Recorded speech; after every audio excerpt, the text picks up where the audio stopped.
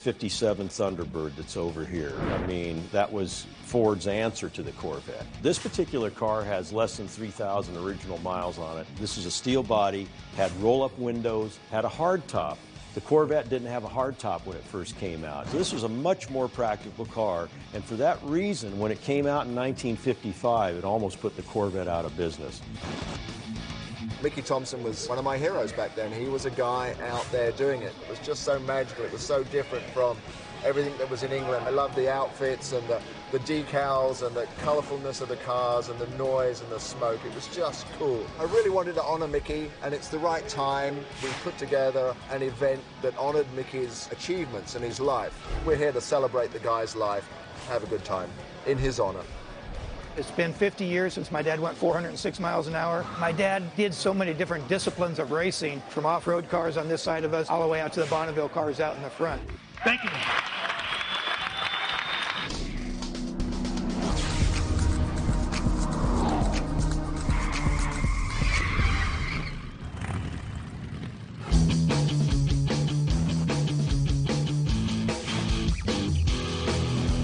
Welcome to the Justice Brothers Racing Museum. The Justice Brothers Racing Museum is open Monday through Friday from 8 to 5 p.m. and it is free. My dad and I sat down and I said, hey, you know what? We're not going to charge anything to get in here. And he goes, no, I don't want to charge anything. And I said, good. Because I said, you know what? We don't want to give somebody an excuse at the front door that, well, okay, fine, no, I'm not going to come in. You do it for the love. This is really, in effect, my private collection that I have open to the public. My life was cars and all that, so I wasn't forced into it, but then again, I sort of was. I was so entrenched in it. I love everything about it. I love the automotive culture. The car is such a big part of our lives around the world, and it's had such an incredible impact on industry, the growth of economies. It's just not all about fun stuff like we have here. I mean, the car revolutionized the world, changed our lives. We went back and we started buying cars that my dad and my uncles were involved in building, that really attached to the roots of the company. A lot of people buy cars that they couldn't afford in the early part of their life. That's why muscle cars go for crazy money now. It's all the guys my age that couldn't, afford them or owned one, and they wanted to buy back their youth. That drives a lot of the collector market. The guy, it's something that you dreamt about when you didn't have any money. We have a 55 Corvette. That's a, hugely desirable car because it's got a V8 with a 3-speed. 55 was the first year of the V8 for Corvette, and there were only, I don't want to get into any arguments with anybody, but anywhere from 15 to 25 of those built towards the end of the year. So it's a pretty rare car.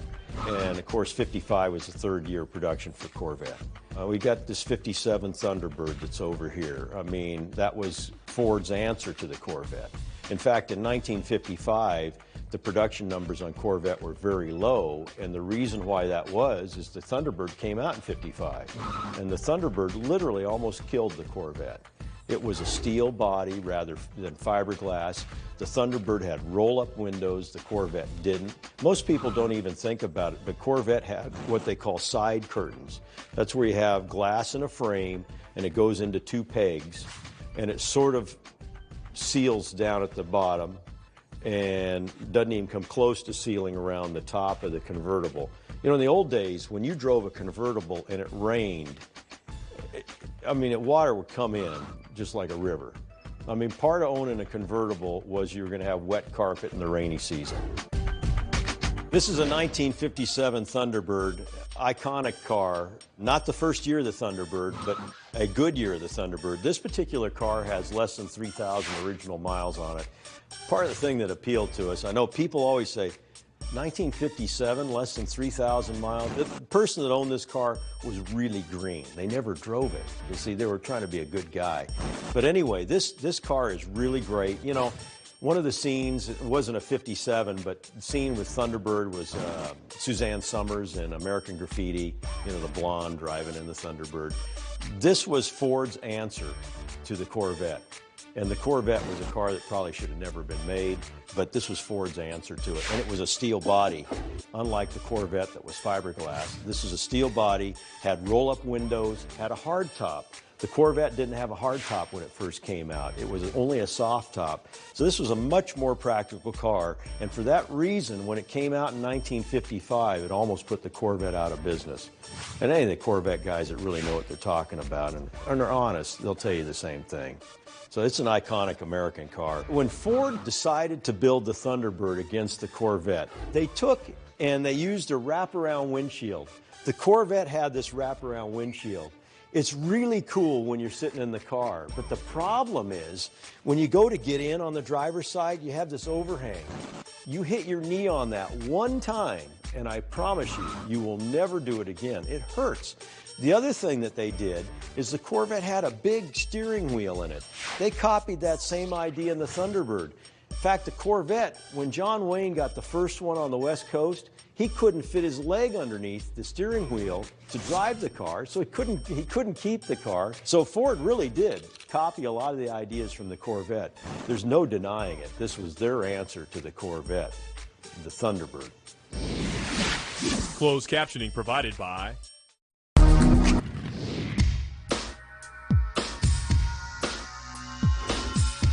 Our collection is what they call eclectic.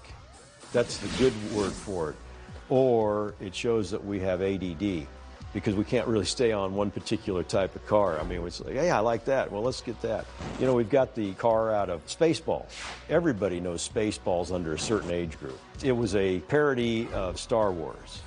And it's the daughter's car, and it was supposedly her Mercedes. It had a Mercedes logo up on the front. That car is great, and the car runs. I mean, I take it out in the parking lot out here, run it up like we're going to take it out on the street. And people, oh, what's that?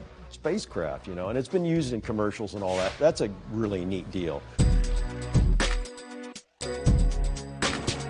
This is the Charlie Allen Special. If I had to pick one car, this would be it.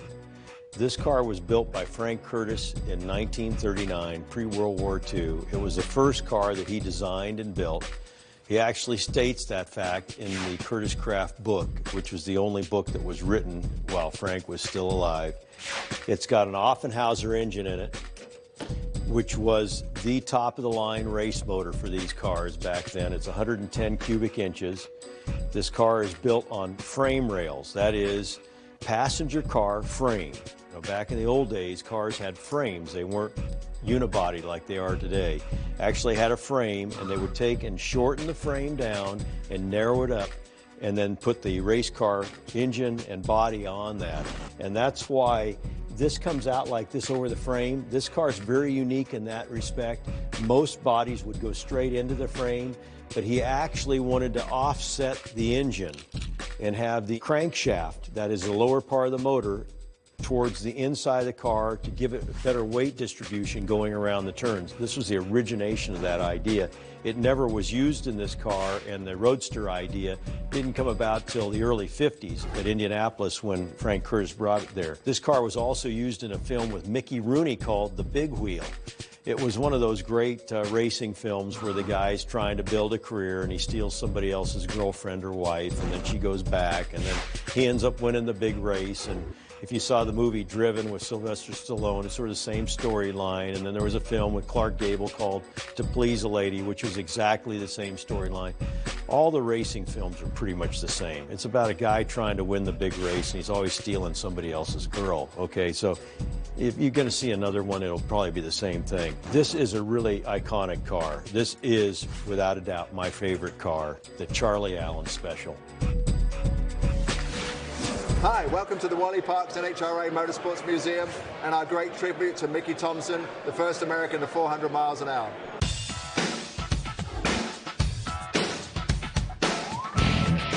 Well, as a kid, I grew up in England, and I had a paper out, and I read Hot Rod magazine on my paper out, and just was enamored by the whole American hot rod scene. And Mickey Thompson was, you know, one of my heroes back then. He was a guy out there doing it. And in 1963, he came to England with Dean Moon, and they ran a couple of dragsters in England. And I just said to my dad, "Hey, Dad, can we go and watch the dragsters?" And he goes, "Is there a beer tent?"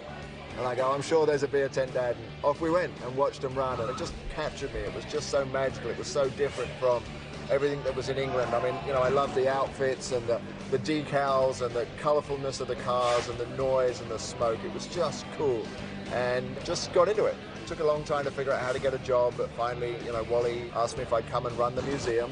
And, it was just so cool to walk in this place and see all of these cars and meet all of these people that have been my heroes all my life. And sitting there in a dark corner was the Challenger. And, I just fell in love with that car like so many kids did. Built the plastic kit and just thought it was the coolest thing, and realized that we were coming up on the 50th anniversary of him going 400 miles an hour in that car in 1960. And I thought, God, wouldn't it be great if we could somehow put together an exhibit that honored Mickey, who unfortunately got killed just before I moved to the US. I moved here in June '88. He got murdered in March, so I never got to meet the guy. He was one of my heroes that I never got to meet. So here we are with hundreds of people who work for Mickey, were Mickey's friends, dozens of his cars. I think about $10 million worth of Mickey's cars, which would probably shock him because, they were built in his little garage on the floor, using chewing gum and glue and string, and they ran 400 miles an hour. And now they're worth $3 or $4 million. It's just great. It's just wonderful. And in putting this exhibit together, we had to read a lot about Mickey and try and learn lots about him, and we worked with his son, Danny. And Danny said that it was always a pen and paper by the bed, and he would wake up in the middle of the night writing down ideas and going, trying things that nobody else had tried before. Let's put 2 superchargers on an engine. Let's cut an engine in half. Let's go and run some records. I mean, let's try everything. And he bucked the system. But that's kind of what hot rodding's all about. Closed captioning provided by... You're watching Cars.tv.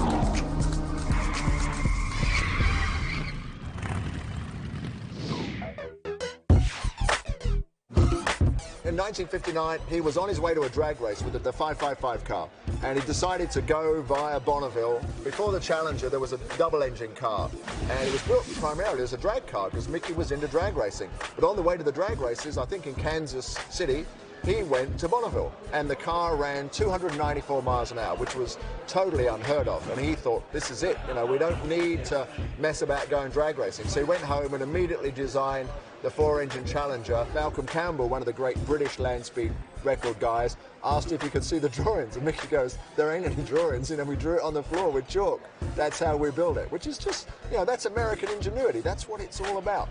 And so he ran it the first year. He ran it in 1959 with 4 unblown Pontiacs and went about 360 miles an hour, came home, put 4 blowers on it, went back and ran 406 miles an hour. And, first American to go 400 miles an hour. How cool is that? I really wanted to honour Mickey, and it's the right time. We put together an event that honoured Mickey's achievements in his life. And so we gathered a bunch of his cars. We already had 4 of them here, mostly owned by Danny Thompson, his son. We got this lovely Corvette from Tom McIntyre. We got a car back from Garlett's Museum. Brent Hayek shipped out his '69 Mustang that I think set 370 records at Bonneville, 375, something like that. So we put together a bunch of his cars, a bunch of memorabilia, a bunch of film that's never been shown of him before, and all these people that, either knew him, worked for him, were influenced by him. And that's the interesting thing. We have a Cow Rods Club. They meet here every month. And one of the guys goes, "Oh, you're doing that Mickey Thompson thing?" I go, "Yeah." He goes, "Well, I was on the Challenger team, and I still have my suit." I said, "Well, you've got to come. I mean, you just don't know, how you're going to connect with all these different people." Danny Thompson, this is a tribute to my dad. It's been 50 years since my dad went 406 miles an hour. So this is a tribute to the first American over 400 miles an hour. And my dad did so many different things and so many different disciplines of racing. And tonight we got enough cars in here to kind of show not all of the disciplines, but certainly the gamut from one end to the other, from off-road cars on this side of us all the way out to the Bonneville cars out in the front. It's a great tribute. There's some big-time hitters here tonight. It's quite a treat when you look at all this stuff together. There's still more cars, but this is about how much we could fit in here. But it kind of pulls the gamut from the first Bonneville races to the Indy car up there that my dad built in 1962. Now here's a California hot rodder going back to Indianapolis. Well, you weren't accepted at Indianapolis if you didn't come through dirt cars, sprint cars, midgets, champ cars. and then you were accepted. Well, this California hot rodder comes back there. Everybody's got front engine cars with offies in them. My dad comes back there with a rear engine car. And it was kind of like, whoa, who are you? But they qualified 7th. So, and it was a big success. My dad went back there for the next few years after that with more innovative cars, and he was always on that cutting edge deal. He calls me over one day and says, come over to the shop. I was working somewhere else. I come over to the shop. There's a 1-gallon bottle of water on a table. He says, see that bottle of water? He says, put that top on that water. Okay. I put the top on the water. He says, now take that sledgehammer and hit that thing. I said, I'm not going to take the sledgehammer. I'm not going to hit the bottle of water. It's going to go everywhere. I got to clean it up. I told you to take the sledgehammer and hit the bottle. So now I'm pissed off too, right? So I take this sledgehammer, bam, I water all over everywhere. And he says, now what did you feel? What did you feel? I said, nothing. He goes, that's my point. This is a new energy absorbing device. And I go, what are you talking about? Well, that, and there's a picture down there on the very end of barriers. Now they're on the freeway, in the middle of the freeway, those orange barriers, and they fill them with water. That was the start of that. And we took them to all the races, and it was a constant deal, like that kind of stuff happening all the time. Just the guy's mind. So it was pretty cool to grow up with that. This is a car that my dad built in 1968 along with those 3 Mustangs that him and guys drove out in front. And it's a streamliner. The one thing, my dad went 406 miles an hour, but they broke on the return run. So it was never an official record. In my dad's heart, he always wanted to go back and capture that record. They built this car in 1968 for 2-engine car. That's what he was going to go back with. Well, the car went out. We ran over 400 miles an hour in it, testing and everything. And then the rains came, and the project just kind of got forgotten. But it was one thing my dad always wanted to go back to and run. I mean, he's always in his heart. Well, just before my dad died, we made a deal, and we were going to run that car again. I was going to drive it, and he was going to run all the front stuff, all the promotion and everything else. And that's been a long time now, and I never, in my heart, I had a hard time with that. But now I'm working on the sponsorship, getting to do that thing, and we're going to work on that thing. My dad's still going to be the owner of that car. I'm going to drive it, and we're going to try to bring that Bonneville record back to the Thompson family name. Thank you.